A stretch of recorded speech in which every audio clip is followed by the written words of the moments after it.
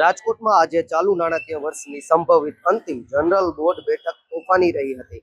વિકાસના કામો અને કેન્દ્ર રાજ્ય સરકારની ગ્રાન્ટ મુદ્દે શાસક અને વિપક્ષ સામસામે આવી ગયા હતા, જેના કારણે બોર્ડમાં ભારે તૂતુ મેમેના દ્રશ્યો સર્જાયા હતા.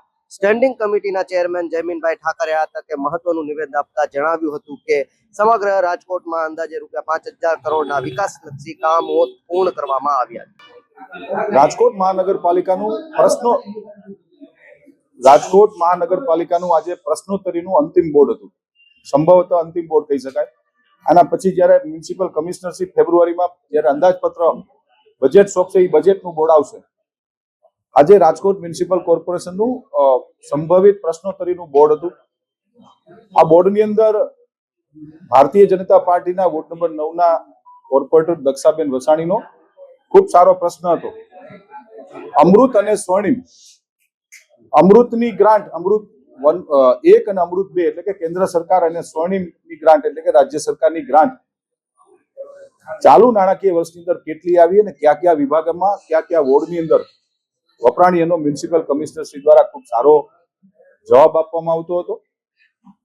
મારા દ્વારા ભારત દેશના વડાપ્રધાન માનનીય નરેન્દ્રભાઈ મોદી સાહેબ, માનનીય ગૃહમંત્રી અમિતભાઈ શાહ સાહેબ, જેની આજે જ રાષ્ટ્રીય અધ્યક્ષ તરીકે નિમણૂક થઈ છે એવા માનનીય રાષ્ટ્રીય અધ્યક્ષ નીતિન નવીનજી, ગુજરાત સરકારના માનનીય મુખ્યમંત્રી શ્રી ભૂપેન્દ્રભાઈ પટેલ સાહેબ, નાયબ મુખ્યમંત્રી શ્રી હર્ષભાઈ સંઘવી સાહેબ અને ગુજરાત પ્રદેશ ભારતીય જનતા પાર્ટીના અમારા અધ્યક્ષ માનનીય શ્રી જગદીશભાઈ વિશ્વકર્મા સાહેબ નો મારા દ્વારા આભાર માનવામાં આવ્યો છે કે આ રાજકોટ મહાનગરપાલિકાની જ્યારે આ ચાલુ 5 વર્ષની જ્યારે 2021માં ટર્મ શરૂ થઈ ત્યારથી આજ દિવસ સુધી અંદાજિત ₹5,000 કરોડના વિકાસ કામો રાજકોટ મહાનગરપાલિકામાં અમે સૌ કરી શક્યા છીએ.